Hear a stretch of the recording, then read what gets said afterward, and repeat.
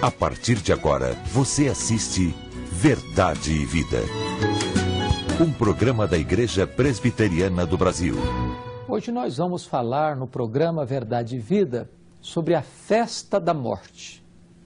Esta festa aconteceu lá na Babilônia, muitos séculos atrás.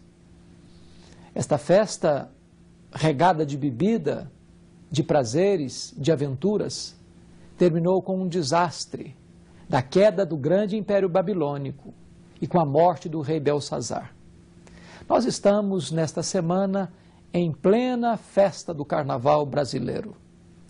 Esta festa traz também, para muitas pessoas, lágrimas, dores, desespero, escravidão e a morte.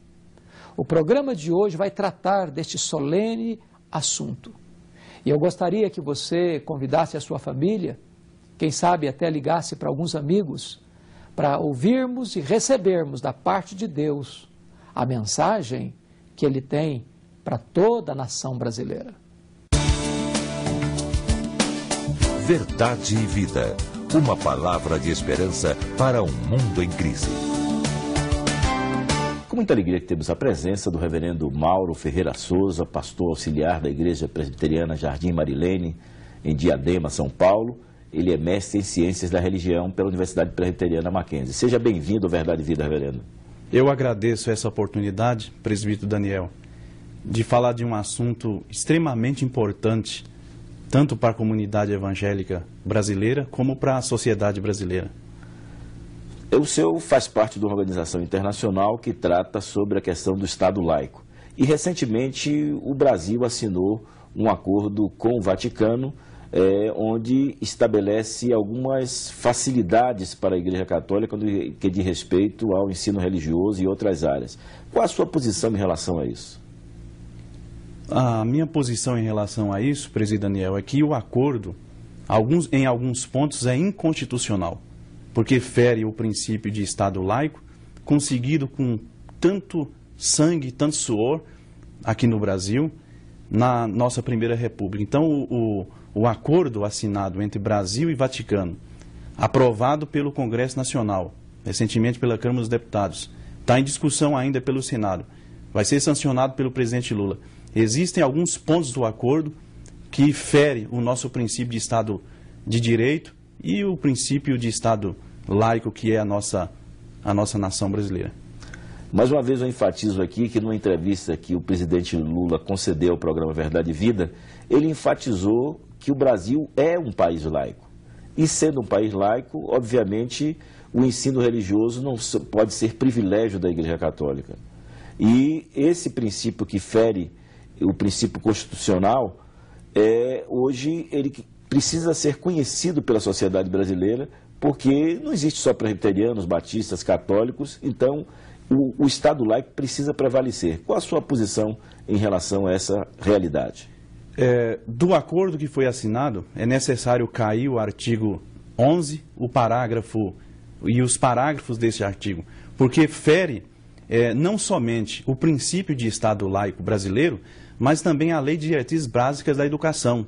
E também fere um princípio constitucional que o Estado ele pode cooperar com as igrejas, não no ensino religioso, em alguns projetos sociais, como já tem contribuído ao longo do tempo. Então, o ensino religioso no Brasil, privilegiado pela Igreja Católica, é um retrocesso ao princípio de Estado laico de direito.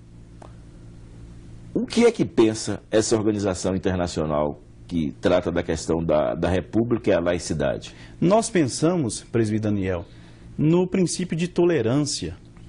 Nós vemos aí, em alguns países da Ásia, muitas perseguições religiosas, ensino religioso, enfim.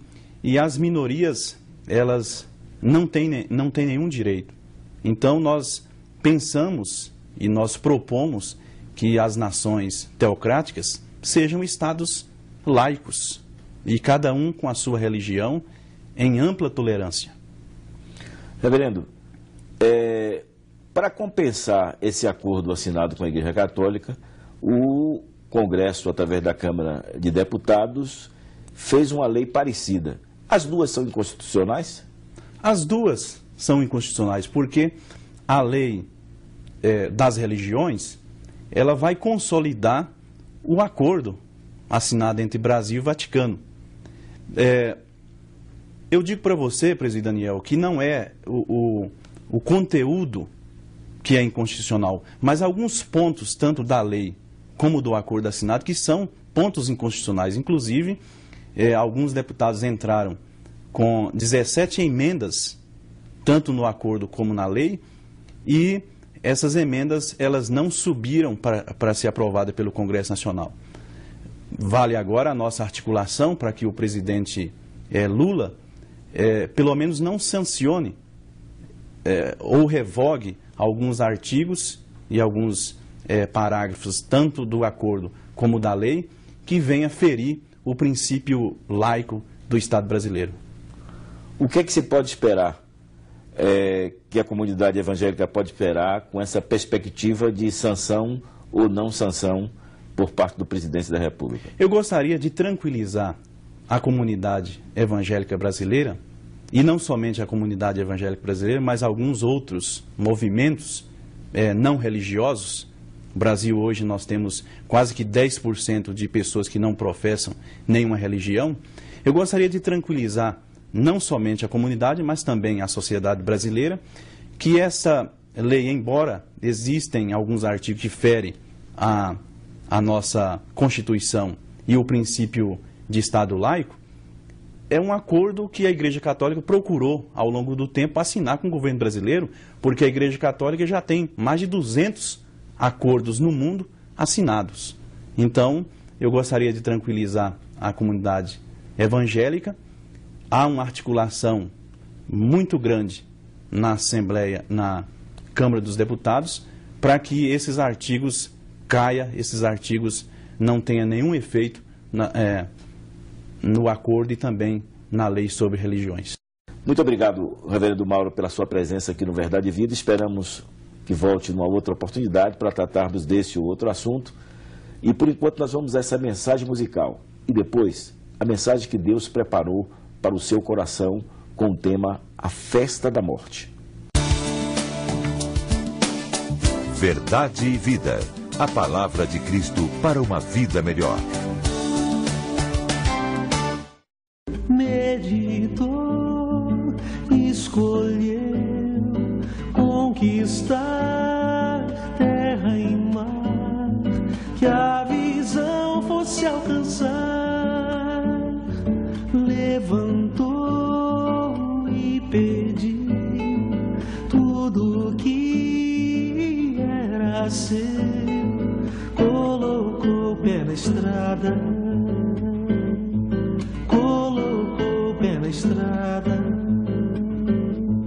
Deu vazão aos sentidos, descobriu mil amigos, alimentou a emoção,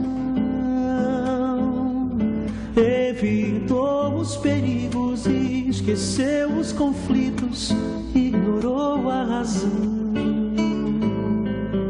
Conheceu novas terras, desfrutou todas elas, o que o dinheiro comprou. Conviveu com aquelas alegrias etéreas, é que o dinheiro acabou. Ficou só, sem vintém, sem amor, sem ninguém, sem pra onde erguer o olhar. E lembrou de seu pai pra pedir seu perdão. Colocou o pé na estrada, colocou o pé na estrada, colocou o pé na estrada.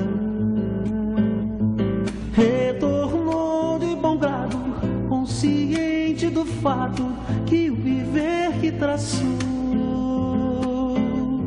não foi recompensado, mas tem belo retrato, e foi assim que enganou.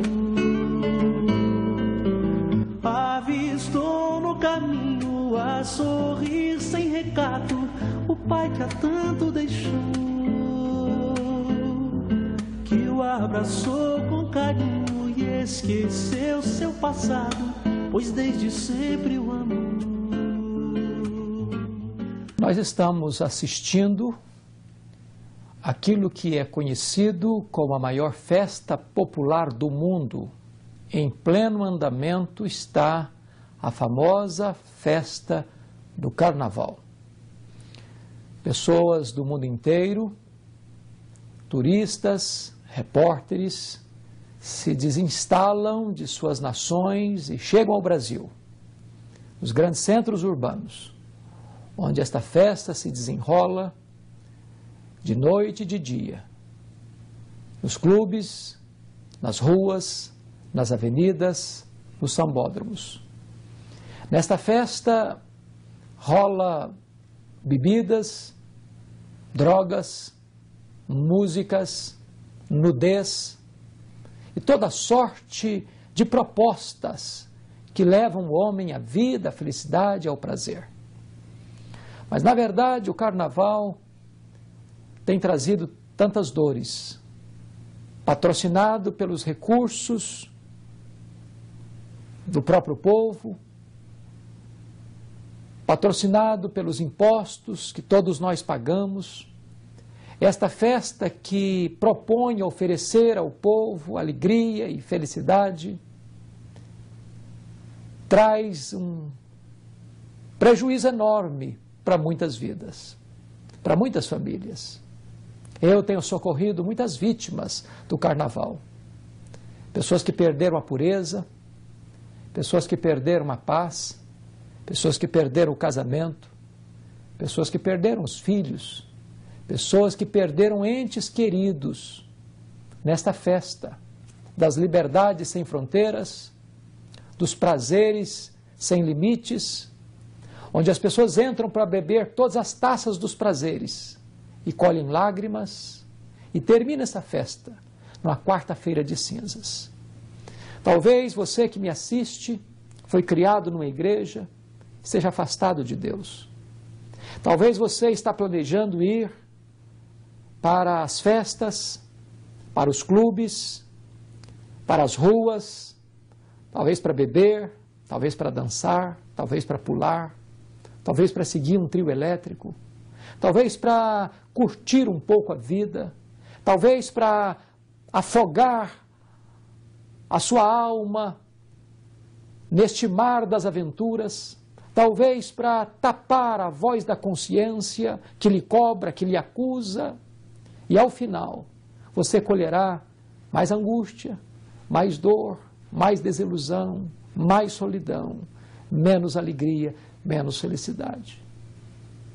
Eu gostaria de evocar neste momento a história narrada no livro do profeta Daniel, capítulo 5. Aquela foi uma festa, a festa da morte. O rei Belsazar promove um banquete para 1000 de seus grandes convidados, regada a muita bebida, a muita música, a muita dança, a muita orgia. Não bastasse esta festa num tempo de risco para a nação, onde a Babilônia, a inexpugnável cidade da Babilônia, com suas torres, com as suas muralhas, com seus palácios, já estava sendo cercado pelo rei Dario, rei Medo-Persa.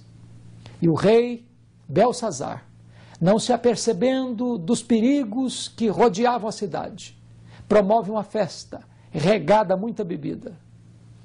E diz a Bíblia que não bastasse toda essa festança promovida pelo rei, ele manda trazer os utensílios da casa de Deus, os vasos de ouro do templo, que haviam sido saqueados em Jerusalém. E ele então oferece esses vasos, esses jarros de ouro, para que seus convivas e convidados pudessem beber a fartar, profanando desta maneira aqueles objetos sagrados. No meio desta festa, quando todos estavam já bêbados, embriagados, dominados pelo vapor do álcool, Diz a Bíblia que subitamente aparece uma mão como de homem escrevendo na caiadura da parede uma frase enigmática, expressões não conhecidas pelo rei nem pelos seus convidados. Mene, mene, tekel, ufarsim. Imediatamente o rei manda chamar os magos da Babilônia, oferecendo-lhes riquezas e glórias para que eles pudessem interpretar aquela frase misteriosa. Eles entram no palácio, o rei está com medo, seus joelhos trôpegos batem um no outro, seu semblante está desfalecido, seus convidados estão apavorados, os magos entram e tentam decifrar aquela frase, mas eles não têm sabedoria divina para entenderem e para interpretarem aquela frase do juízo de Deus sobre o rei e sobre a Babilônia. É desta forma que então diz a Escritura que o profeta Daniel é chamado e o rei oferece para ele privilégios, riquezas, como se o rei pudesse ainda administrar alguma coisa, já que ele não sabia, mas aquela seria a última noite da sua vida. Aquela festa era a festa da morte e não a festa da vida. Era a festa das lágrimas e não a festa da alegria. Era a festa do choro e não a festa da celebração. Era a festa do desespero e não a festa da felicidade. E o profeta Daniel recusa os presentes do rei, mas interpreta para ele aquelas palavras misteriosas. Mene, mene, tekel, ufarsim. E o profeta diz para ele, olha, Deus contou o seu reino. Você foi pesado na balança. O seu reino será entregue nas mãos dos medo-persas. E nesta noite você perderá a sua vida. E diz a Bíblia que enquanto estavam naquela festa, o rei Dario, com sua engenhosidade política, com a sua habilidade bélica, com a sua capacidade de gerenciar as crises, estava desviando o rio Tigre, estava desviando o rio Eufrates, e então ele mergulha por baixo da muralha da grande e inexpugnável Babilônia e saqueia a cidade, e domina a cidade, subjuga a cidade, e naquela noite Belsazar morreu, e a Babilônia caiu nas mãos do Império Medo-Persa.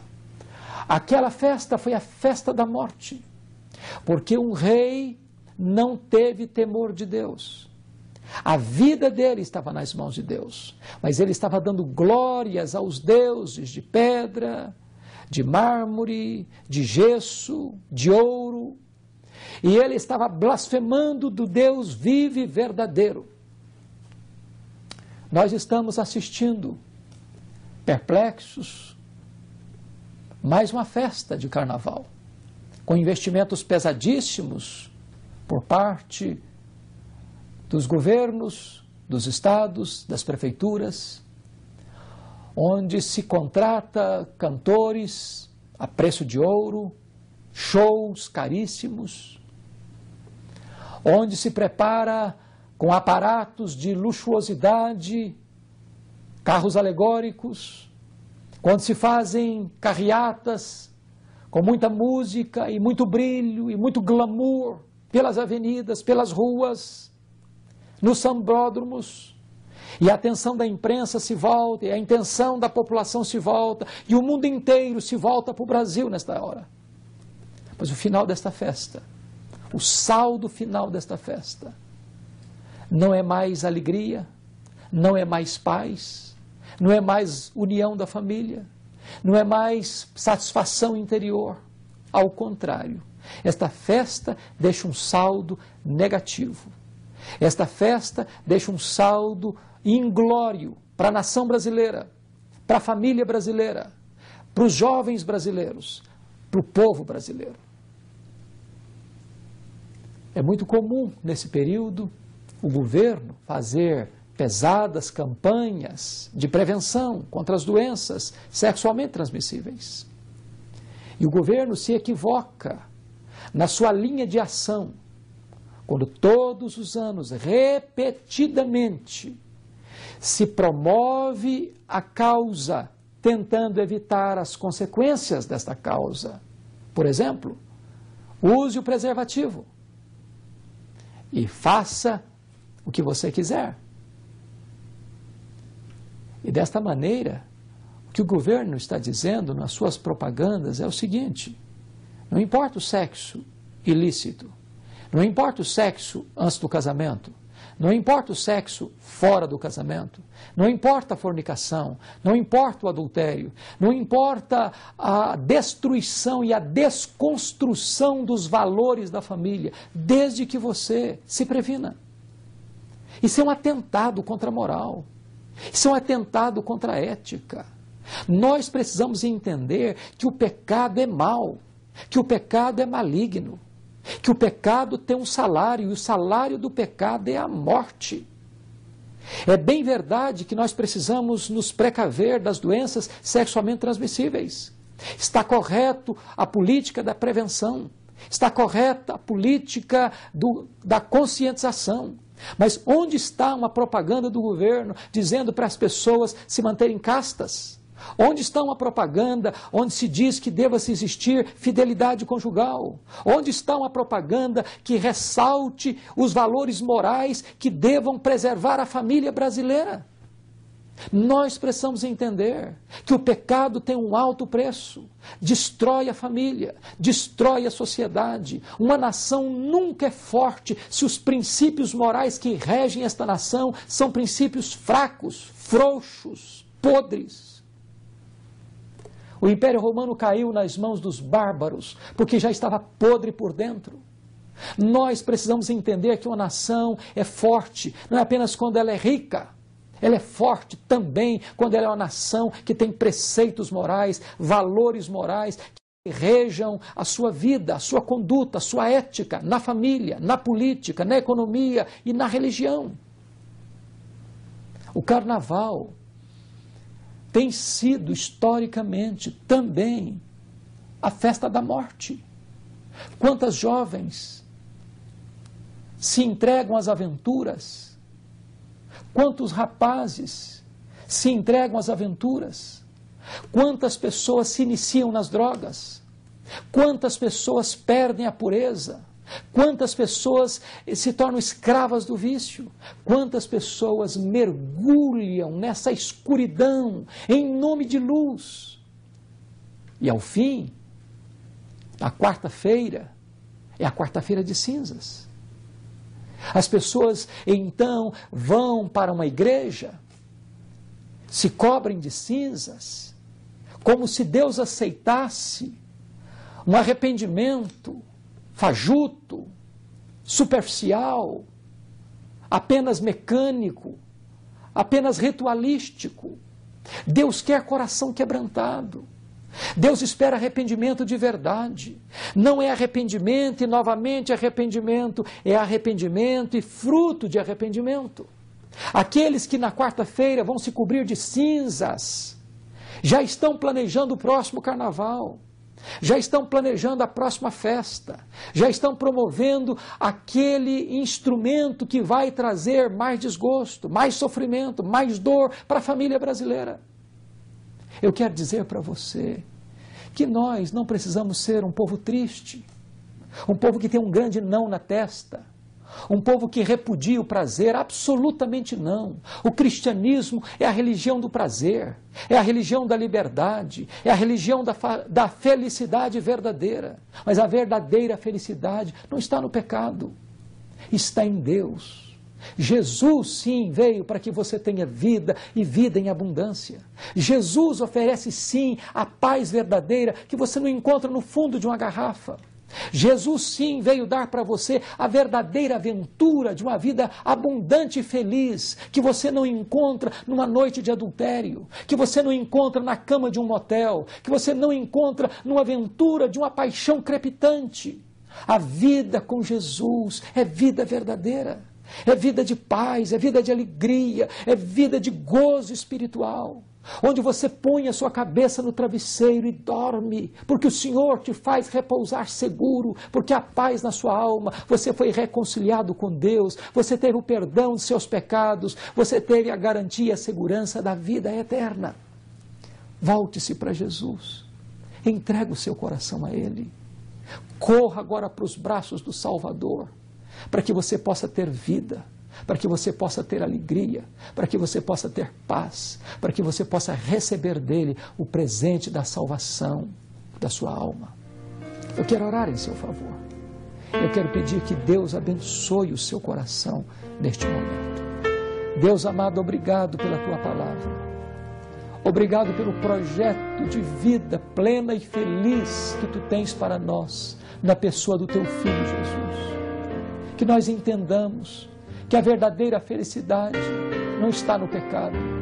O pecado é um embuste, o diabo é um mentiroso, um ladrão, que veio para roubar, matar e destruir. Mas o teu Filho Jesus veio para que nós tivéssemos vida e vida em abundância. Meu Deus, toca o coração daqueles que nos assistem neste momento, para que eles conheçam o teu Filho Jesus e para que eles recebam agora, de graça, a água da vida, a vida eterna, e possam desfrutar da alegria, da aventura e da certeza desta vida eterna. Em nome de Jesus assim te oramos. Amém. Eu sou o caminho, e a verdade, e a vida. Ninguém vem ao Pai senão por mim. Baseada no capítulo 5 do livro de Daniel, o reverendo Hernandes falou da festa promovida por Belsazar na noite de juízo sobre a Babilônia. O rei se embebedou e promoveu uma festa com os vasos sagrados, quando uma mão apareceu na parede escrevendo palavras misteriosas, Mene, Mene, Tekel, Farsim. Essas palavras falavam do juízo de Deus sobre o reino e sobre o império babilônico. Naquela mesma noite, caiu a Babilônia nas mãos de Dario e o rei foi morto. Carnaval é também a festa da morte. Muitas pessoas perdem no carnaval a pureza, perdem o casamento, perdem a liberdade, perdem a saúde, adquirem AIDS e perdem a paz. A verdadeira festa é a que Cristo oferece. O carnaval acaba numa quarta-feira de cinzas, mas a festa de Deus, esta é eterna e só acaba no céu. A festa da morte, esse foi o tema da mensagem de hoje, que a partir de agora você pode adquirir tanto em DVD como em CD. Ligue agora mesmo para 0800 119 105 ou compre na nossa loja virtual, acessando o nosso site www.verdadevida.com.br. Temos dado graças a Deus, porque você tem se tornado um cooperador do programa Verdade e Vida. Quer através das suas orações, quer divulgando entre seus familiares, com seus amigos, com seus colegas no condomínio, no trabalho, ou ainda através da sua colaboração. Se você ainda não se tornou um colaborador, acesse o nosso site www.verdadevida.com.br e clique ali em Faça a sua doação. Faça o seu cadastro, imprima o seu boleto e pague em qualquer banco. Ou você pode fazer um depósito diretamente numa agência do Banco do Brasil, para a conta 7000, dígito 9, da agência 4442, dígito 3. Eu quero lhe convidar para estar na Igreja Presbiteriana do Brasil, mais próxima da sua casa, e com toda a sua família, e participar da Escola Bíblica Dominical, com classe para todas as idades, todos os domingos, e também dos cultos matutinos que sempre aí começam por volta das 9 horas. Culto vespertino, 18, 19 horas. Diga ao pastor, eu sou convidado do programa Verdade e Vida. É mais tarde do que você imagina. Esse é o tema do nosso próximo programa, aqui neste mesmo horário, nesta mesma emissora. Até lá, e que Deus muito o abençoe. Verdade e Vida. A palavra de Cristo para uma vida melhor. Adquira hoje o DVD Verdade e Vida, volume 5. 4 mensagens especiais, onde o reverendo Hernandes Dias Lopes ensina como é possível ter um casamento feliz, que seus filhos são parte de um projeto divino e que Deus está sempre conosco, mesmo quando não percebemos. O DVD Verdade e Vida, volume 5, custa apenas R$ 30. Você recebe em sua casa com frete grátis. Ligue agora e faça o seu pedido. 0800 119 105.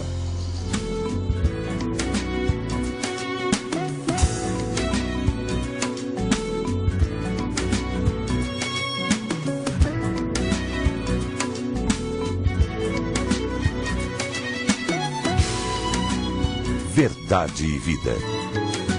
Um programa da Igreja Presbiteriana do Brasil.